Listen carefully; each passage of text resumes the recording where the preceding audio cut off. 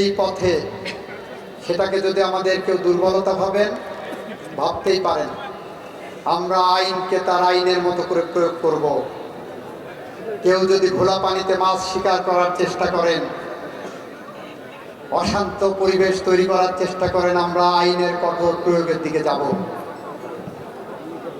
শোলকুপায় সারের ব্যাপারে অনেক বদনাম আছে। আমরা আপনাদের আশ্বস্ত করতে চাই, যে কোনো কালোবাজারি কঠিন হস্তে দমন করা হবে। এখান থেকে কেউ পার পাবেন না।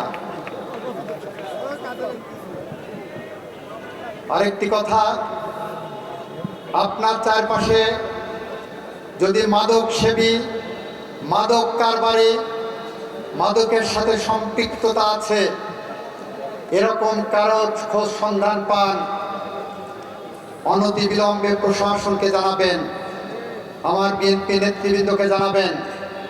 তাতেও যদি সাহস ভরসা না পান, আমার মোবাইলে একটা SMS করে জানাবেন। আগামী 6 মাসের মধ্যে শোলকুপার মাদকের 20 দাঁত আমরা ভেঙে ফেলতে চাই।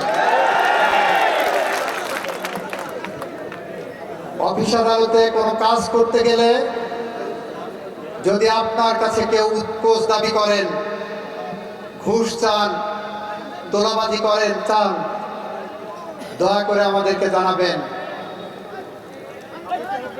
আমরা সেগুলো সমূল উৎপাটন করব।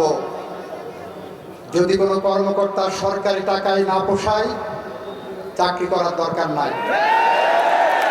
যদি কোনো দলের নেতাদের দল করতে এসে কোটি কোটি টাকার মালিক হওয়ার স্বপ্ন থেকে থাকে, তার দল করার দরকার নাই।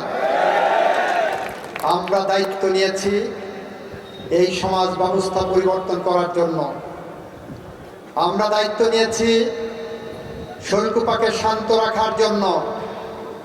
আমরা দায়িত্ব নিয়েছি শোলকুপাতে সুখী সমৃদ্ধ শোলকুপা গড়ে তোলার জন্য। আমরা নির্বাচনী জনসভাগুলোতে বলেছি, শোলকুপাকে আমরা একটি রোল মডেল হিসাবে গড়ে তুলতে চাই। আমরা সেই পথে, সেই দায়িত্ববোধের জায়গা থেকে বলছি, আমাদের টিম প্রস্তুত আছে। আপনারা আমাদেরকে সহযোগিতার জন্য প্রস্তুত আছেন কিনা একটু হাত তুলে জানান।